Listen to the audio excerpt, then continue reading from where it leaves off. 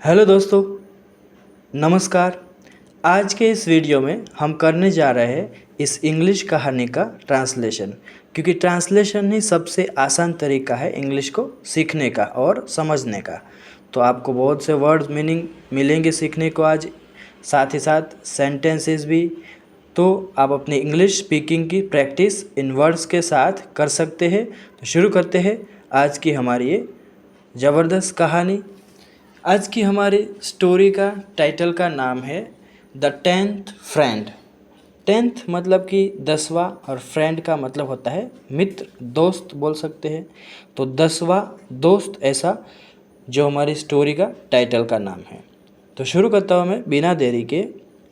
Once a group of 10 foolish boys went to take a dip in the river।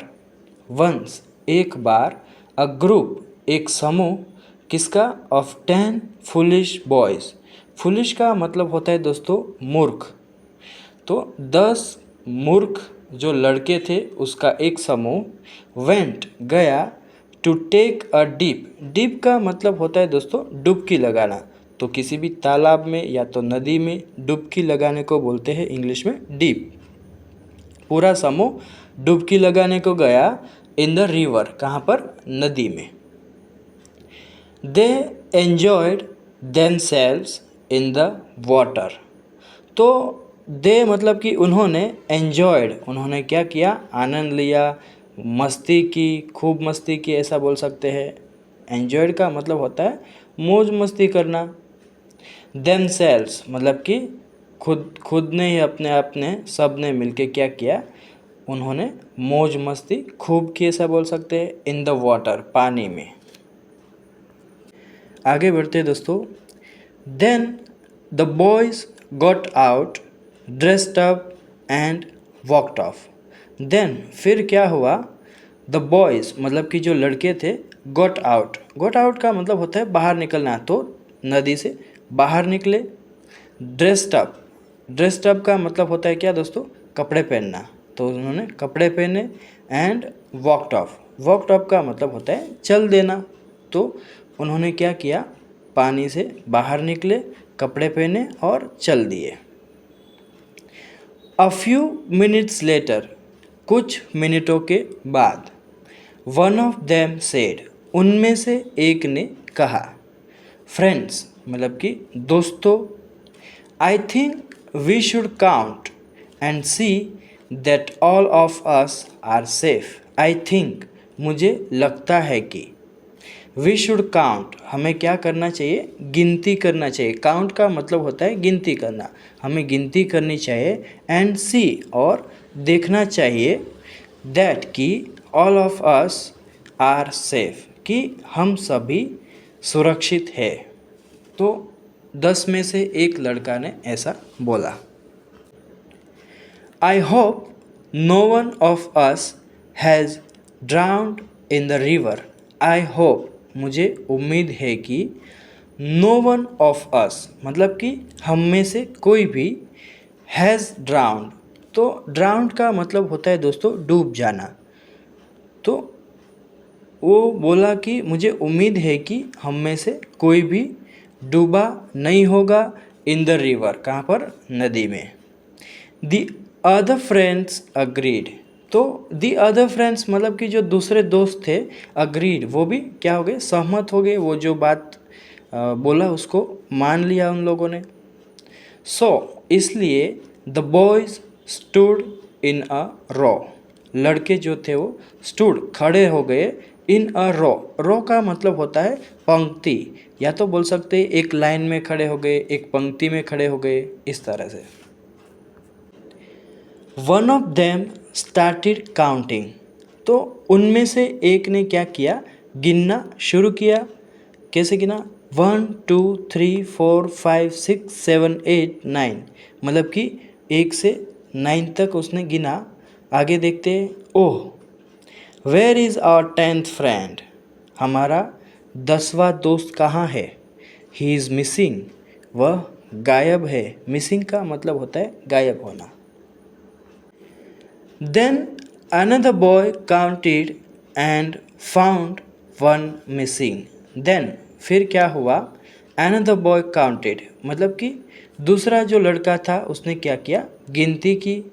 तो दूसरे लड़के ने गिनती की एंड फाउंड वन मिसिंग, और पाया, क्या पाया कि एक दोस्त गायब है। मिसिंग का मतलब होता है गायब होना। He cried out, cried out का मतलब होता है दोस्तों चिल्लाना। वह चिल्लाया, क्या चिल्लाया, our 10th friend has drowned, हमारा 10वां दोस्त डूब गया है। Oh please someone help us, कृपया कोई हमारी मदद करो। A passer by inquire why the boys were crying. A passer by, तो पासर बाय होता है दोस्तों राहगीरी, जो राहगीर होता है, जो वहाँ से गुजरने वाला, उसको बोलते हैं पासर बाय। इंक्वायर्ड, उसने पूछा, Y the boys were crying, लड़के जो है वो क्यों रो रहे हैं।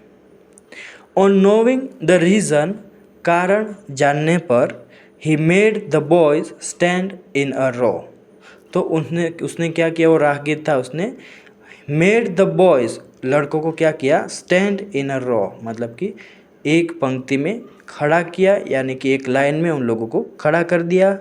And counted all the 10 of them, और उनमें से सभी, मतलब कि 10 को गिना, सभी 10 जो लड़के थे सभी के सभी को गिना उसने।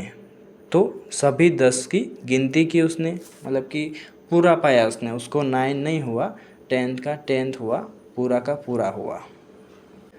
द बॉयज़ वर ओवरजॉयड, तो ओवरजॉयड होता है दोस्तों खुश हो जाना। तो जो लड़के थे वो बहुत खुश हो गए, ओवरजॉयड मतलब कि बहुत खुश हो जाना, बहुत खुश हुए। द मैन सेड, आदमी ने कहा, you were all counting correctly, तुम सभी सही गिनती कर रहे थे भाई, बट लेकिन always forgot to count yourself, लेकिन हमेशा खुद को गिनना भूल गए।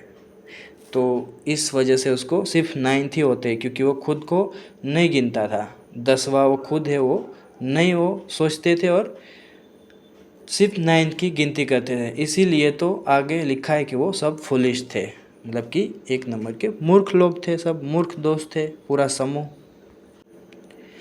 द बॉयज़ फेल्ट अशेम्ड, तो लड़के जो थे वो क्या करने लगे, फेल्ट अशेम्ड। फेल्ट अशेम्ड का मतलब होता है दोस्तों शर्मिंदा महसूस करना।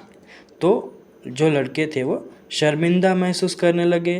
व्हेन, जब, दे रियलाइज्ड, जब उन्हें एहसास हुआ, क्या एहसास हुआ, देयर फुलिश मिस्टेक, मतलब कि अपनी मूर्खतापूर्ण जो गलती की थी उसका एहसास हुआ, तो वे शर्मिंदा महसूस करने लगे। तो जब लड़कों को अपनी मूर्खतापूर्ण गलती का एहसास हुआ तो वे शर्मिंदा महसूस करने लगे।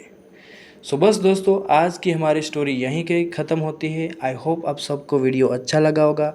अगर अच्छा लगा तो ज़रूर से लाइक कीजिए वीडियो को दोस्तों। चैनल पर नए तो ज़रूर से चैनल को सब्सक्राइब कीजिए। साथ ही साथ अपने दोस्तों के साथ, फ्रेंड्स के साथ इसको ज़्यादा से ज़्यादा शेयर कीजिए, ताकि उन लोगों को भी इंग्लिश अपना इम्प्रूव करने में हेल्प हो, साथ ही साथ उसको कुछ नया सीखने को मिले, वर्ड से स्टोरी जानने को मिले। तो उन लोगों को भी ज़रूर से सेंड कीजिएगा। मिलते हैं एक नए वीडियो में। Till then take care, keep learning, have fun.